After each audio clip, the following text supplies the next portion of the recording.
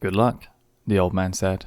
He fitted the rope lashings of the oars onto the thole pins and, leaning forwards against the thrust of the blades in the water, he began to row out of the harbour in the dark.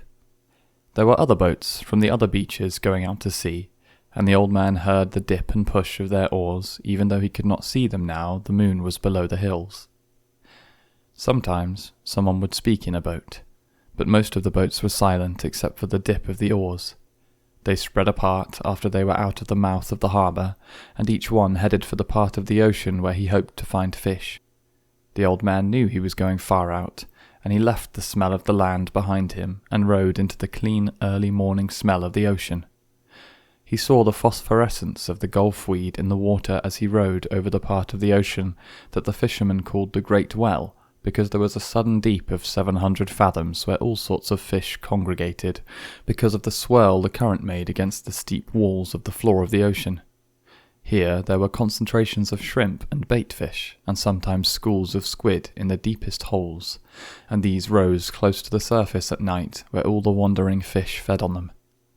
In the dark the old man could feel the morning coming, and as he rode he heard the trembling sound as flying fish left the water, and the hissing that their stiff set wings made as they soared away in the darkness. He was very fond of flying fish, as they were his principal friends on the ocean. He was sorry for the birds, especially the small, delicate, dark terns that were always flying and looking and almost never finding, and he thought, "The birds have a harder life than we do, except for the robber birds and the heavy, strong ones. Why did they make the birds so delicate and fine as those sea swallows, when the ocean can be so cruel? She is kind and very beautiful, but she can be so cruel, and it comes so suddenly, and such birds that fly, dipping and hunting with their small, sad voices, are made too delicately for the sea." He always thought of the sea as la mar, which is what people call her in Spanish when they love her. Sometimes those who love her say bad things of her, but they are always said as though she were a woman. Some of the younger fishermen, those who used buoys as floats for their lines, and had motorboats, bought when the shark livers had brought much money, spoke of her as El Mar, which is masculine. They spoke of her as a contestant, or a place, or an enemy. But the old man always thought of her as feminine, and as something that gave or withheld great favours, and if she did wild or wicked things, it was because she could not help them. The moon affects her as it does a woman, he thought.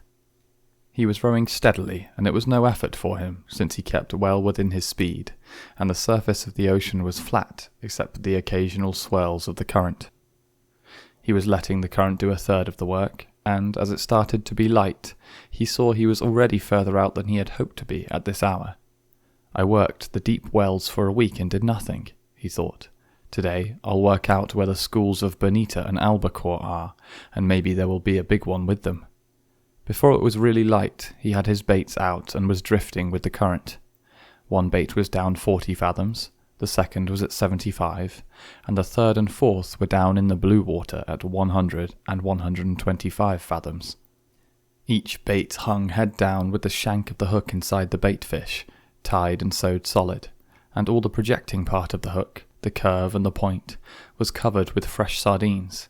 Each sardine was hooked through both eyes so that they made a half garland on the projecting steel. There was no part of the hook that a great fish could feel which was not sweet-smelling and good-tasting. The boy had given him 2 fresh small tunas, or albacores, which hung on the 2 deepest lines like plummets, and, on the others, he had a big blue runner and a yellow jack that had been used before, but they were in good condition still, and had the excellent sardines to give them scent and attractiveness. Each line, as thick around as a pencil, was looped onto a green-sapped stick, so that any pull or touch on the bait would make the stick dip, and each line had 2 40-fathom coils, which could be made fast to the other spare coils so that, if it were necessary, a fish could take out over 300 fathoms of line.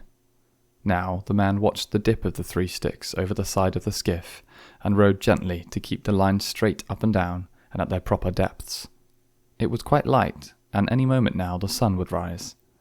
The sun rose thinly from the sea, and the old man could see the other boats, low on the water and well in toward the shore, spread out across the current.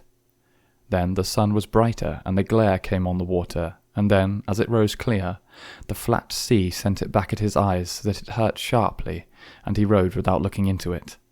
He looked down into the water and watched the lines that went straight down into the dark of the water. He kept them straighter than anyone did, so that at each level in the darkness of the stream there would be a bait waiting exactly where he wished it to be for any fish that swam there. Others let them drift with the current, and sometimes they were at 60 fathoms when the fishermen thought they were at 100. But, he thought, I keep them with precision, only I have no luck any more. But who knows? Maybe today. Every day is a new day. It is better to be lucky, but I would rather be exact. Then, when luck comes, you are ready. The sun was 2 hours higher now, and it did not hurt his eyes so much to look into the east. There were only 3 boats in sight now, and they showed very low and far inshore. All of my life the early sun has hurt my eyes, he thought, yet they are still good. In the evening I can look straight into it without getting the blackness. It has more force in the evening too, but in the morning it is painful. Just then he saw a man-of-war bird with his long black wings circling in the sky ahead of him. He made a quick drop, slanting down on his back-swept wings, and then circled again. "He's got something," the old man said aloud. "He's not just looking." He rowed slowly and steadily toward where the bird was circling. He did not hurry, and he kept his line straight up and down. But he crowded the current a little so that he was still fishing correctly, though faster than he would have fished if he was not trying to use the bird. The bird went higher in the air and circled again, his wings motionless. Then he dove suddenly, and the old man saw flying fish spurt out of the water and sail desperately over the surface. "Dolphin," the old man said aloud. "Big dolphin." He shipped his oars and brought a small line from under the bow. It had a wire leader and a medium-sized hook, and he baited it with one of the sardines. He let it go over the side and then made it fast to the ring bolt in the stern. Then he baited another line and left it coiled in the shade of the bow. He went back to rowing and to watching the long-winged black bird who was working, now, low over the water. As he watched, the bird dipped again, slanting his wings for the dive, and then swinging them wildly and ineffectually as he followed the flying fish. The old man could see the slight bulge in the water that the big dolphin raised as they followed the escaping fish. The dolphin were cutting through the water below the flight of the fish, and would be in the water driving its speed when the fish dropped. It is a big school of dolphin, he thought. They are widespread, and the flying fish have little chance. The bird has no chance. The flying fish are too big for him, and they go too fast.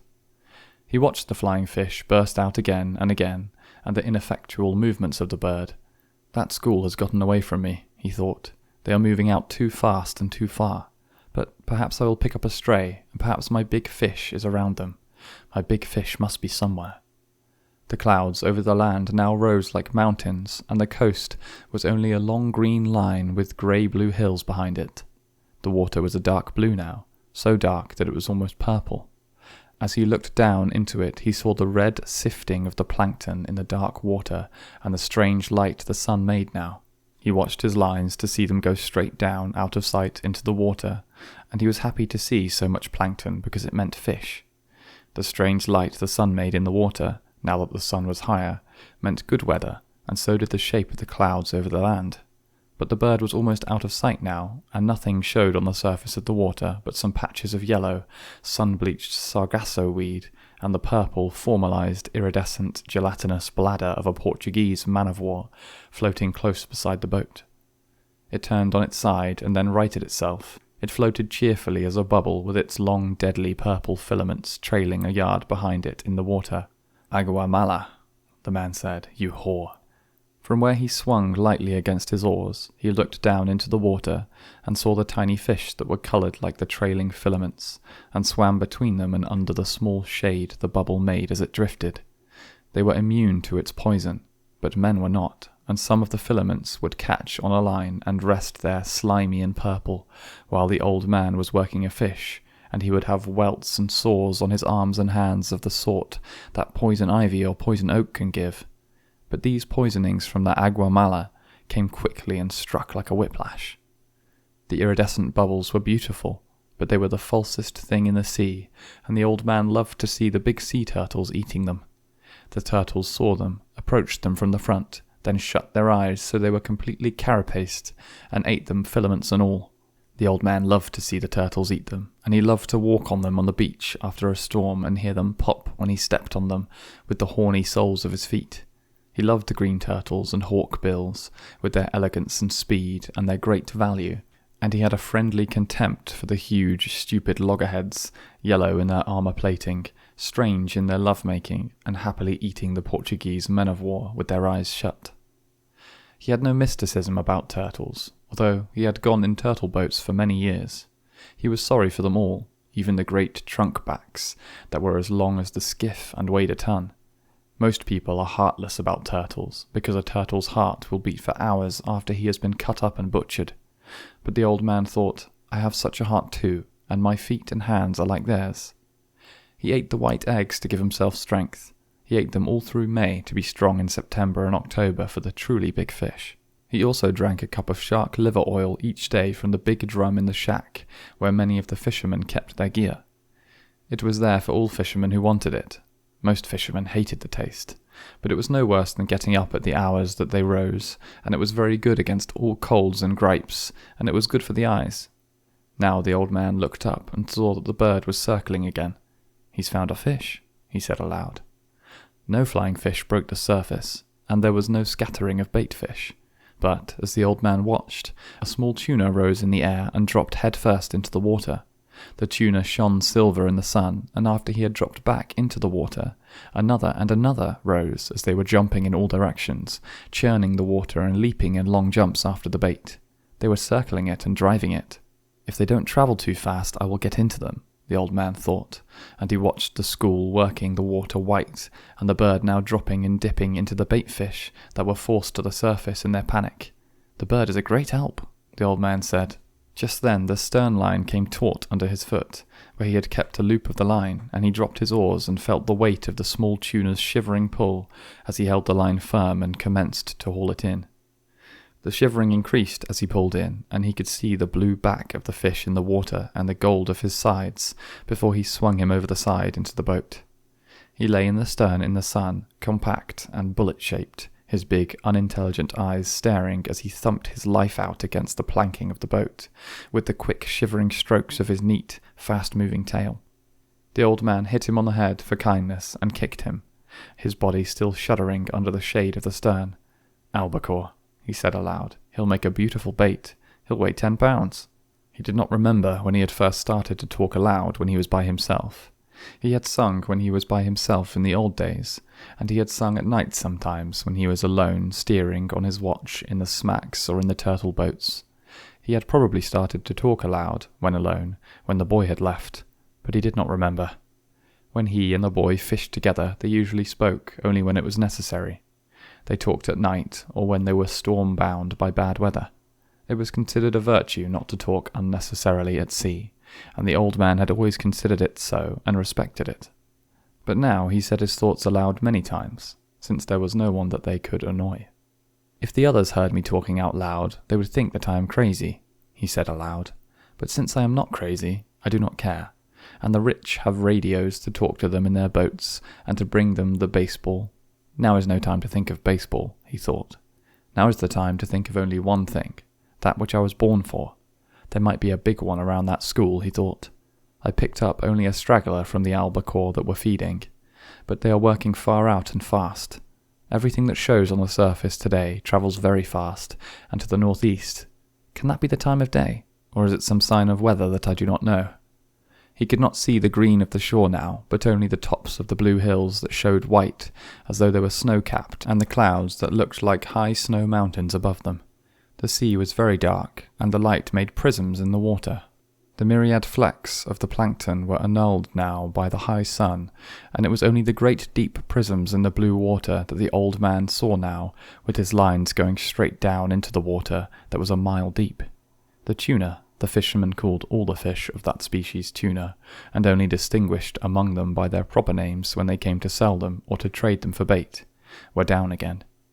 The sun was hot now, and the old man felt it on the back of his neck, and felt the sweat trickle down his back as he rowed.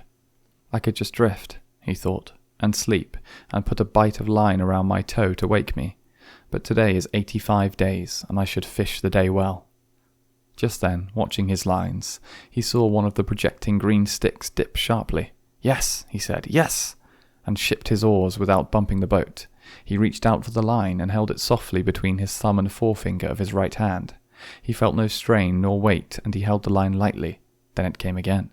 This time it was a tentative pull, not solid nor heavy, and he knew exactly what it was. 100 fathoms down, a marlin was eating the sardines that covered the point and the shank of the hook, where the hand-forged hook projected from the head of a small tuna. The old man held the line delicately, and softly, with his left hand, unleashed it from the stick.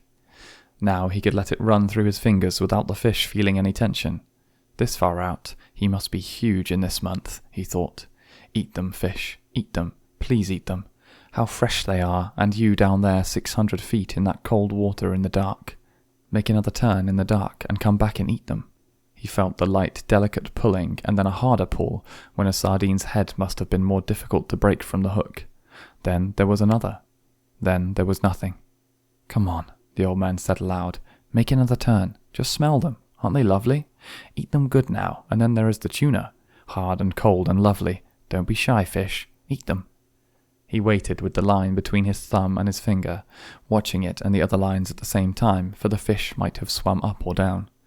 Then came the same delicate pulling touch again. "He'll take it," the old man said aloud. "God help him to take it." He did not take it, though. He was gone, and the old man felt nothing. "He can't have gone," he said. "Christ knows he can't have gone. He's making a turn. Maybe he has been hooked before and he remembers something of it." Then he felt the gentle touch of the line, and he was happy. "It was only his turn," he said. "He'll take it." He was happy feeling the gentle pulling, and then he felt something hard and unbelievably heavy. It was the weight of the fish, and he let it slip the line down, down, down, unrolling off the first of the 2 reserve coils. As it went down, slipping lightly through the old man's fingers, he could still feel the great weight, though the pressure of his thumb and finger were almost imperceptible. "What a fish!" he said. "He has it sideways in his mouth now, and he is moving off with it. Then he will turn and swallow it," he thought. He did not say that, because he knew that if you said a good thing, it might not happen. He knew what a huge fish this was, and he thought of him moving away in the darkness with the tuna held crosswise in his mouth. At that moment he felt him stop moving, but the weight was still there. Then the weight increased, and he gave a little more line. He tightened the pressure of his thumb and finger for a moment, and the weight increased and was going straight down. "He's taken it," he said. "Now I'll let him eat it well." He let the line slip through his fingers while he reached down with his left hand and made fast the free ends of the 2 reserve coils to the loop of the 2 reserve coils of the next line. Now he was ready. He had 3 40-fathom coils of line in reserve now, as well as the coil he was using. "Eat it a little more," he said. "Eat it well. Eat it so that the point of the hook goes into your heart and kills you," he thought. "Come up easy and let me put the harpoon into you, all right? Are you ready? Have you been long enough at table? Now," he said aloud, and struck hard with both hands, gained a yard of line, and then struck again and again, swinging with each arm alternately on the cord with all the strength of his arms and the pivoted weight of his body. Nothing happened. The fish just moved away slowly, and the old man could not raise him an inch. His line was strong and made for heavy fish, and he held it against his back until it was so taut that beads of water were jumping from it. Then it began to make a slow hissing sound in the water, and he still held it, bracing himself against the thwart and leaning back against the pull. The boat began to move slowly off toward the northwest. The fish moved steadily, and they travelled slowly on the calm water. The other baits were still in the water, but there was nothing to be done. "I wish I had the boy," the old man said aloud. "I'm being towed by a fish, and I'm the towing bit. I could make the line fast, but then he could break it. I must hold him all I can and give him line when he must have it. Thank God he is travelling and not going down. What I will do if he decides to go down, I don't know. What I'll do if he sounds and dies, I don't know. But I'll do something. There are plenty of things I can do." He held the line against his back and watched it slant in the water, and the skiff moving steadily to the northwest. "This will kill him," the old man thought. "He can't do this forever." But 4 hours later the fish was still swimming steadily out to sea, towing the skiff, and the old man was still braced solidly with the line across his back. "It was noon when I hooked him," he said, "and I have never seen him. He had pushed his straw hat hard down on his head before he hooked the fish, and it was cutting his forehead. He was thirsty too, and he got down on his knees and, being careful not to jerk on the line, moved as far into the bow as he could get, and reached the water bottle with one hand. He opened it and drank a little. Then he rested against the bow. He rested sitting on the unstepped mast and sail, and tried not to think, but only to endure. Then he looked behind him and saw that no land was visible. That makes no difference, he thought. I can always come in on the glow from Havana. There are 2 more hours before the sun sets, and maybe he will come up before that. If he doesn't, maybe he will come up with the moon. If he does not do that, maybe he will come up with the sunrise. I have no cramps and I feel strong. It is he that has the hook in his mouth. But what a fish to pull like that. He must have his mouth shut tight on the wire. I wish I could see him. I wish I could see him only once to know what I have against me. The fish never changed his course nor his direction all that night, as far as the man could tell from watching the stars. It was cold after the sun went down, and the old man's sweat dried cold on his back and his arms and his old legs. During the day he had taken the sack that covered the bait box and spread it in the sun to dry. After the sun went down, he tied it around his neck, so that it hung down over his back, and he cautiously worked it down under the line that was across his shoulders now. The sack cushioned the line, and he had found a way of leaning forward against the bow, so that he was almost comfortable. The position, actually, was only somewhat less intolerable, but he thought of it as almost comfortable. I can do nothing with him, and he can do nothing with me, he thought, not as long as he keeps this up. Once he stood up and urinated over the side of the skiff, and looked at the stars and checked his course. The line showed like a phosphorescent streak in the water straight out from his shoulders. They were moving more slowly now, and the glow of Havana was not so strong, so that he knew the current must be carrying them eastward. If I lose the glare of Havana, we must be going more to the eastward, he thought, for if the fish's course held true, I must see it for many more hours. I wonder how the baseball came out in the Grand Leagues today, he thought. It would be wonderful to do this with a radio. Then he thought, think of it always. Think of what you are doing. You must do nothing stupid. Then he said aloud, I wish I had the boy, to help me and to see this. No one should be alone in their old age, he thought, but it is unavoidable. I must remember to eat the tuna before he spoils in order to keep strong. Remember, no matter how little you want to, that you must eat him in the morning. Remember, he said to himself. During the night, 2 porpoise came around the boat, and he could hear them rolling and blowing. He could tell the difference between the blowing noise the male made and the sighing blow of the female. They are good, he said. They play and make jokes and love one another. They are our brothers, like the flying fish. Then he began to pity the great fish that he had hooked. He is wonderful and strange, and who knows how old he is, he thought. Never have I had such a strong fish, nor one who acted so strangely. Perhaps he is too wise to jump. He could ruin me by jumping, or by a wild rush. But perhaps he has been hooked many times before, and he knows that this is how he should make his fight. He cannot know that it is only one man against him, nor that it is an old man. But what a great fish he is, and what he will bring in the market if the flesh is good.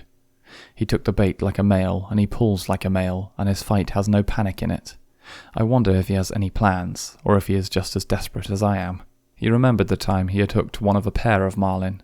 The male fish always let the female fish feed first, and the hooked fish, the female, made a wild, panic-stricken, despairing fight that soon exhausted her, and all the time the male had stayed with her, crossing the line and circling with her on the surface.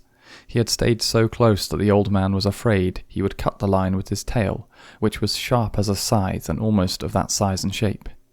When the old man had gaffed her and clubbed her, holding the rapier bill with its sandpaper edge, and clubbing her across the top of the head, until her colour turned to a colour almost like the backing of mirrors, and then, with the boy's aid, hoisted her aboard, the male fish had stayed by the side of the boat. Then, while the old man was clearing the lines and preparing the harpoon, the male fish jumped high into the air beside the boat to see where the female was, and then went down deep, his lavender wings, that were his pectoral fins, spread wide and all his wide lavender stripes showing. He was beautiful, the old man remembered, and he had stayed. That was the saddest thing I ever saw with them, the old man thought. The boy was sad too, and we begged her pardon and butchered her promptly. I wish the boy was here, he said aloud, and settled himself against the rounded planks of the bow, and felt the strength of the great fish through the line he held across his shoulders, moving steadily toward whatever he had chosen. When once, through my treachery, it had been necessary to him to make a choice, the old man thought. His choice had been to stay in the deep, dark water far out beyond all snares and traps and treacheries.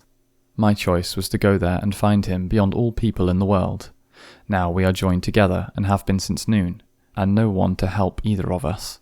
Perhaps I should not have been a fisherman, he thought, but that was the thing that I was born for. I must surely remember to eat the tuna after it gets light. Some time before daylight, something took one of the baits that were behind him. He heard the stick break and the line begin to rush out over the gunwale of the skiff. In the darkness he loosened his sheath knife, and taking all the strain of the fish on his left shoulder, he leaned back and cut the line against the wood of the gunwale. Then he cut the other line closest to him, and in the dark made the loose ends of the reserve coils fast. He worked skillfully with one hand, and put his foot on the coils to hold them as he drew his knots tight. Now he had 6 reserve coils of line. There were 2 from each bait that he had severed, and the 2 from the bait fish he had taken, and they were all connected. After it is light, he thought, I will work back to the 40-fathom bait, and cut it away too, and link up the reserve coils. I will have lost 200 fathoms of good Catalan cordel, and the hooks and leaders. That can be replaced, but who replaces this fish if I hook some fish and it cuts him off?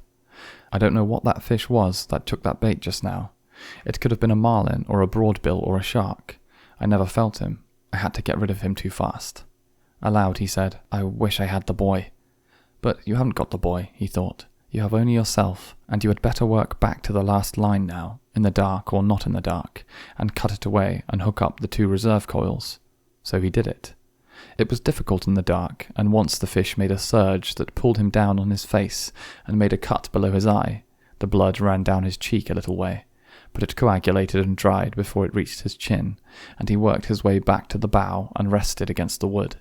He adjusted the sack and carefully worked the line so that it came across a new part of his shoulders, and, holding it anchored with his shoulders, he carefully felt the pull of the fish, and then felt with his hand the progress of the skiff through the water. I wonder what he made that lurch for, he thought. The wire must have slipped on the great hill of his back. Certainly his back cannot feel as badly as mine does, but he cannot pull this skiff forever, no matter how great he is. Now everything is cleared away that might make trouble, and I have a big reserve of line, all that a man can ask. Fish, he said softly, aloud, I'll stay with you until I am dead.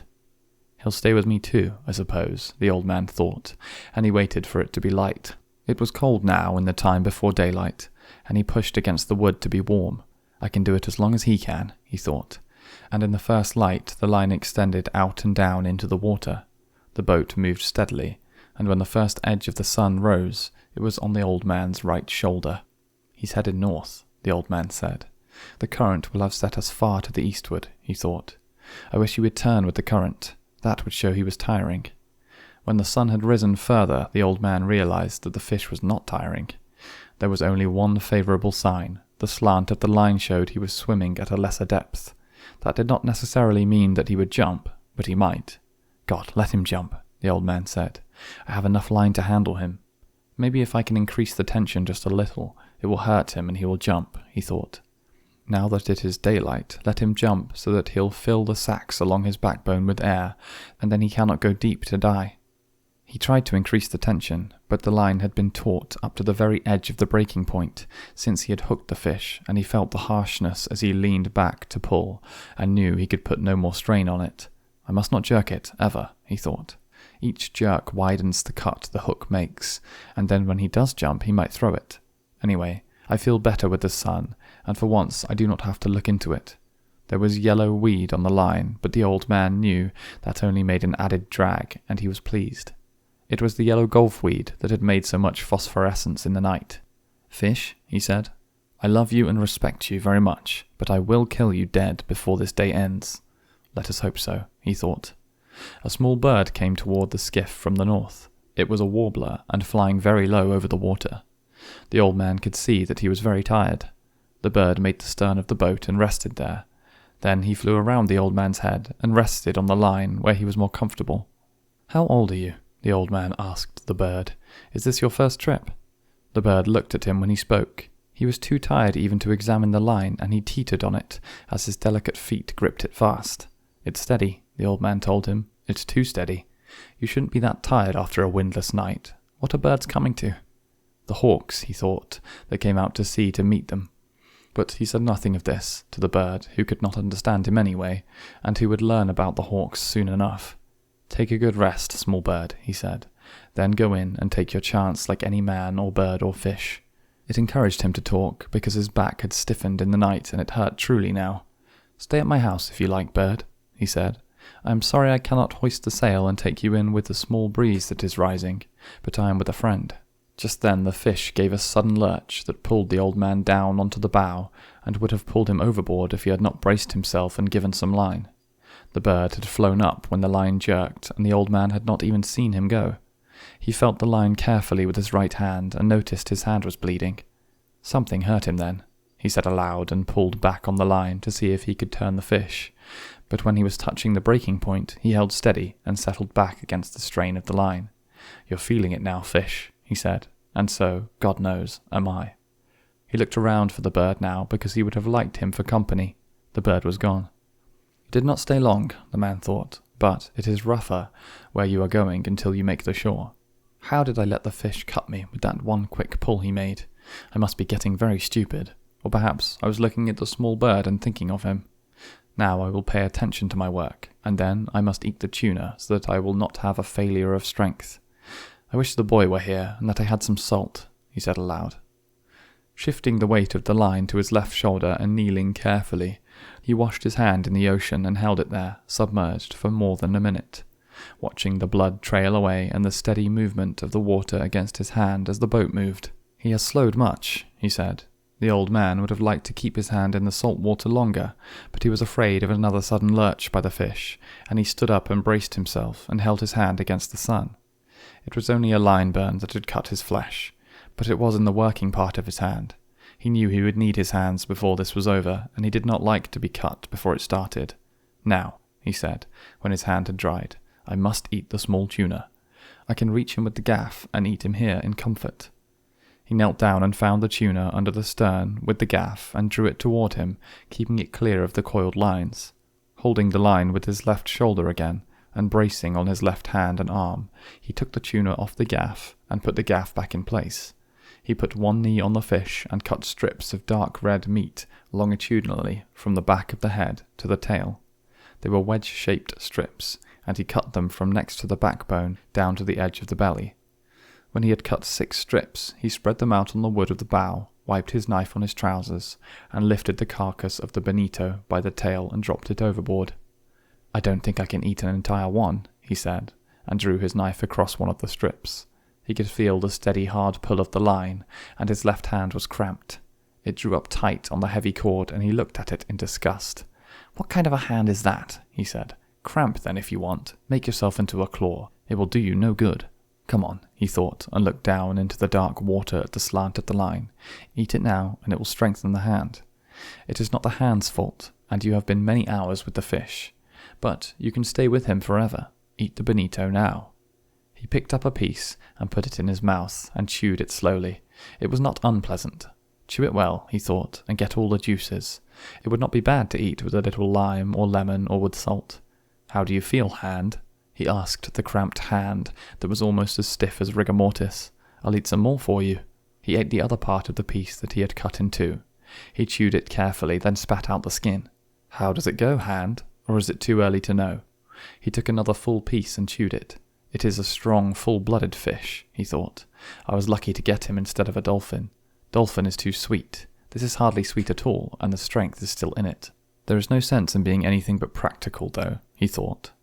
"I wish I had some salt, and I do not know whether the sun will rot or dry what is left, so I had better eat it all, although I am not hungry. The fish is calm and steady. I will eat it all, and then I will be ready. Be patient, hand," he said. "I do this for you. I wish I could feed the fish," he thought. "He is my brother, but I must kill him and keep strong to do it." Slowly and conscientiously, he ate all of the wedge-shaped strips of fish. He straightened up, wiping his hand on his trousers. "Now," he said, "you can let the cord go, hand, and I will handle him with the right arm alone until you stop that nonsense." He put his left foot on the heavy line that the left hand had held and lay back against the pull against his back. "God help me to have the cramp go," he said, "because I do not know what the fish is going to do.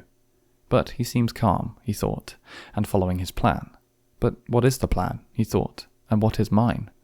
Mine I must improvise to his, because of his great size. If he will jump, I can kill him, but he stays down forever.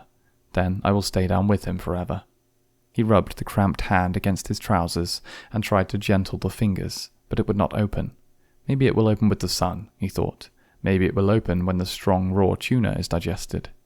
If I have to have it, I will open it, cost whatever it costs. But I do not want to open it now by force. Let it open by itself and come back of its own accord. After all, I abused it much in the night when it was necessary to free and unite the various lines. He looked across the sea and knew how alone he was now. But he could see the prisms in the deep dark water and the line stretching ahead, and the strange undulation of the calm. The clouds were building up now for the trade wind, and he looked ahead and saw a flight of wild ducks etching themselves against the sky over the water, then blurring, then etching again, and he knew no man was ever alone on the sea. He thought of how some men feared being out of sight of land in a small boat, and he knew they were right in the months of sudden bad weather.